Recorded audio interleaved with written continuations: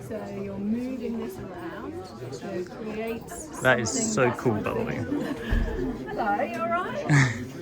So you can put it down and just make it a little bit bigger. So just make it a little bit wider. Wow. Okay, everybody. So we're in a classroom full of dental nurse students, first year dental nurse students. So this is a typical classroom, and in a moment I'm going to hand you over to Jane to talk a little bit more about what's going on in here. So a typical sort of dental nurse classroom, but we've also got another haptic machine in this room, very different from the one next door, but we're also keen to make use of different haptic machines from different manufacturers. So you can also have a go at this one. One of the key differences here is that it works with a virtual reality headset.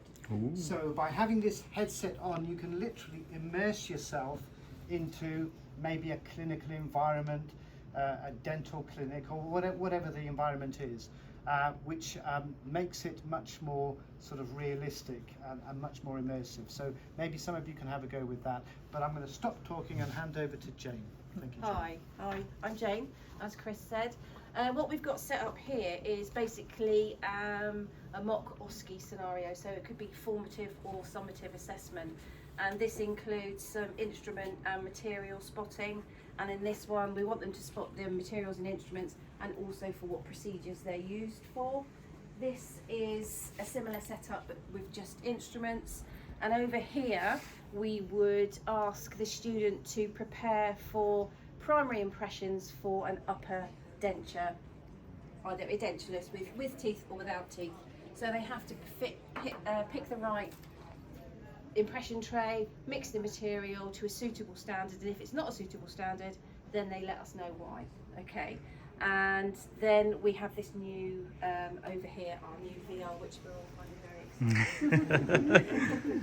So feel free to have a go because it's very good. Tu peux lancer le casque réalité virtuelle. Something that is unique to the Dental Academy in England is the fact that our first year students can progress, if they wish, to a top-up BSc. So uniquely in the UK, they can come away with a degree in advanced dental nursing, and we're the only school that is offering that option in England. There's one other school in Scotland. We'll talk about that. So that's a unique feature. So I hope that some of these first years will want to progress on to the BSc program, so they can come away with a full degree in nursing, which will, we're absolutely certain, open doors to different areas of activity, different career pathways for them. And this is something that we're really very proud of because we're the first in the UK, the only ones in the UK. So I just wanted to make you aware of that as well. You will meet some level 5 BSc dental nursing students down on your tour, so they can tell you a bit more about it.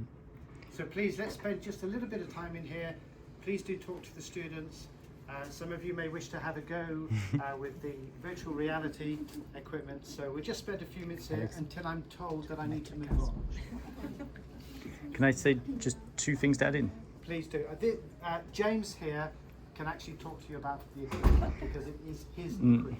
I just want to say two things because I'm obviously British, you can probably tell that from my accent already. But we're very lucky in the UK, and especially in Portsmouth. My company's actually registered inside the University of Portsmouth. My company does some of this. But in Portsmouth, we actually won the contract for the country's one and only XR centre. XR is the combination of virtual reality, which is what you're going to try today, augmented reality, which is what we've got a prototype on for dental training at our offices, which we're a walk away from here. And we've got Penny Mordaunt coming in a few weeks. We've got the Lib Dems, and I've got an email from Keir Starmer's office asking to meet us. So that gives you an idea. We are a lot newer, a lot newer than the ones next door. The ones next door you've got are the best in the world currently. So you've spent your money wisely, I promise you, and that's from a competitor that wants to make money.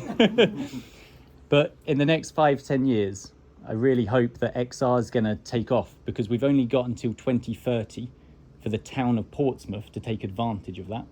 Because the second XR centre will be, and it's not been announced yet, so this video is not live, it will be in Milton Keynes as part of the new plans which have been signed off for the Open University. Some people in this room are already aware of that, but it's not been publicly announced. So you will see stuff in that in the next few years, but that's 2030.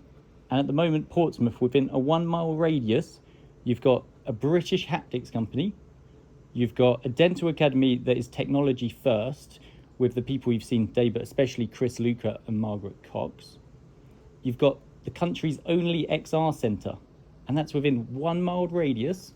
And on top of that, Portsmouth Football Club is owned by Michael Eisner, who ran Disney, who for whatever reason, I don't really care, but he's a great guy, and he cares a lot about dental outreach into the community.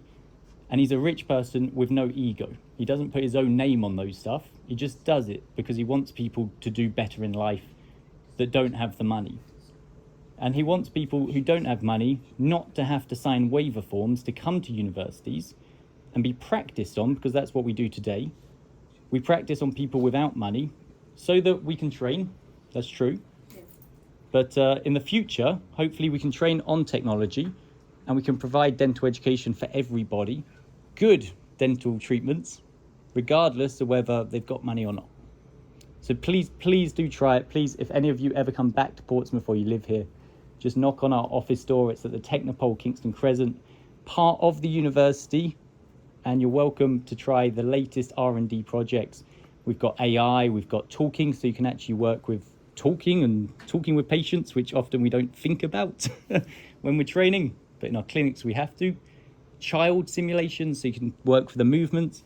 And I realized I've spoken 5 minutes and I said promise 2 things, so I'm stopped. Please try it.